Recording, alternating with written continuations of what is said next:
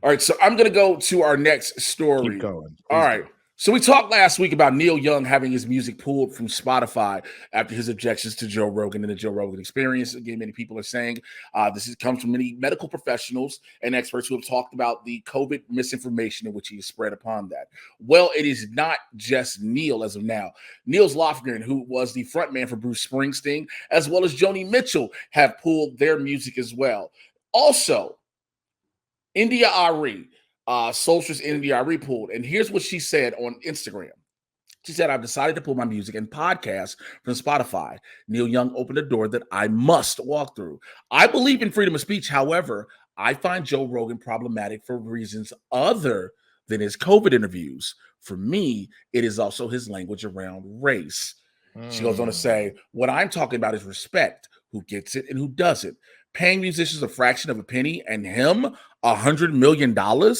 This shows the type of company they are and the company that they keep. I'm tired. Now, some people, of course, you have to hate us like, oh, you just mad because he's making more money than you. But this has become a very common discussion about what artists are making off of Spotify, which is why the big debate about artists going over to Tidal has been a big thing. Yeah, I mean, I am impressed in the fact that I think we both said about Neil Young, he wasn't going to be enough to do anything. It was going to take other people, and now that that's actually happening, and to know Spotify, I believe you mentioned just a moment ago about how much money. I don't know if I missed it. How much money they lost initially? Like the Like, stock so market, obviously, they it's like dropped. $2 billion. They dropped in the stock market initially. It got as low as 30%. I think now they're now just down 17%. Yeah, which is still a large amount. And so many subscribers that have left as well, knowing that that a lot of these, and that's the thing. As you get like Neil, I think what's big about that was enough for someone to go, huh, we can do that, can't we? And when you consider that Spotify is actually one of the worst as far as paying people, like how many plays it takes before you get paid, you know what I'm saying? Like, there's a lot of stuff, just kind of what Iniari was saying. Like it all adds up. And so I'm very like impressed that collectively we were able to do it. Now I do see that Jimmy did the bits. Did it play a sound for y'all? If it didn't, then that means I did not solve the problem, because I realized I had the dashboard muted so I don't hear an echo of us. But just let me know if it played the sound, then it did what it was supposed to do. It didn't do it. Okay, that's right. cool. Okay, so but here's another thing. When it comes to Rogan, of course, there was a clip that I saw on Twitter from Fox News, and they were like, "Oh, here's goes the Spotify caving to the woke mob and censoring free speech." It was like, no, no, no, no, no, no, no, no. It is about the information that is put out here.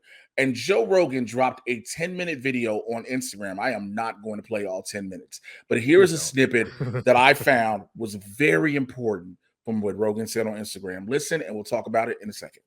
The problem I have with the term misinformation, especially today, is that many of the things that we thought of as misinformation just a short while ago are now accepted as fact. Like, for instance, 8 months ago, if you said, if you get vaccinated, you can still catch COVID and you can still spread COVID, you would be removed from social media. They would ban you from certain platforms. Now, that's accepted as fact. If you said, I don't think cloth masks work, you would be banned from social media. Now, that's openly and repeatedly stated on CNN. If you said, I think it's possible that COVID-19 came from a lab, you'd be banned from many social media platforms. Now, that's on the cover of Newsweek. All of those theories that at one point in time were banned were openly discussed by those two men that I had on my podcast that have been accused of dangerous misinformation. I do not know if they're right. I don't know, because I'm not a doctor, I'm not a scientist. I'm just a person who sits down and talks to people and has conversations with them. Here's the problem with what he stated, all right? When it was originally stated, if you were vaccinated, you potentially could not spread COVID. Yes, people said, "Oh, well, it was labeled as misinformation." The problem behind that was new variants came. The vaccines were not tailored to new variants. They were tailored to the alpha strain of COVID. That is a proven fact. Why are people able to still spread it? Because the virus in which they're contracting, the variant in which they're contracting is different from the alpha strain, which is why they're like, try to get boosted to up the immunity. It goes deeper than that. Remember, what efficacy specifically was talking about is essentially what would end up happening as far as how sick you would get. The whole point of the vaccine, there was no way that they were ever going to make you fully immune to COVID. They were literally there to make sure that if your ass got it, you either would be asymptomatic or you would have minor symptoms. And in the case that if you're like just a person that is really susceptible, then maybe you end up in the hospital, but you don't end up dying. The sheer number of people that have been vaccinated and died from COVID is so low. It's insane. Like that's what a vaccine that is actually supposed proven to do. Yes. Cloth mask. That is what science does. Here's people who keep saying, they're like, well, they say trust the science and the science change. Science questions things, that things change, so the science changes. Again, various variants that have consistently evolved. The science has to evolve. Cloth mask, yes, there's a thing they've said, okay, cool. But they have consistently preached surgical or KN95 masks. People are wearing cloth masks of their own choice now. Right. That is not, it has always been put out about that. Now, the last one, real quick. If you question it came from a lab, you would have been removed. Yes, but if you said also it's on Newsweek, it is on Newsweek in the form of a question. It is not on the cover of Newsweek as fact. Right. So to sit there and say that because the biggest thing has been when Rogan caught it, well, we were taking ivermectin, hydrochloroquine, blah, blah, blah, blah. Joe Rogan is worth $100 million at minimum off of Spotify. What does that mean? You can afford top-tier physicians to monitor exactly how much to give you of anything, whether it be experimental or not. And just to say that it worked with select individuals does not mean that it will work for the populace as a whole. Right.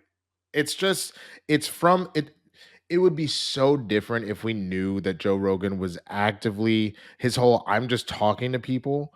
If that's how he actually was opening stuff up, hey, this is so-and-so.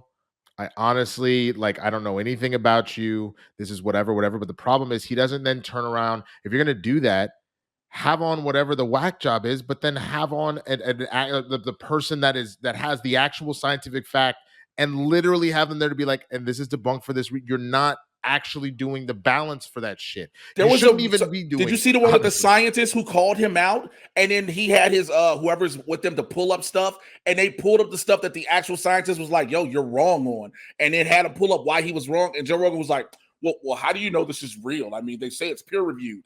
Of course, it's their peers. Do you know the only peers I'm able to review in this space? I'm able to review YouTube peers, people who do hosting, et cetera, et cetera. I'm not able to peer review a fucking scientist. Other comedians, like that, yes. Yeah, exactly. That ultimately is the problem, man, is you just have this situation where he's just kind of doing this stuff unchecked. And anybody that the reason why he's not really fully backing down on that shit is because he knows how his bread is buttered. He's making money off of these people that are like, see, Joe told me, so that's what it is. So it's insanely fucking frustrating that this continues to happen. Blerds in the Hood every Tuesday and Thursday, 6 p.m. Pacific, 9 p.m. Eastern. All full episodes exclusively available on Twitch for the month of February. www.twitch.tv/BLERDS, the letter NTHEHOOD. Be sure to like, follow, and subscribe.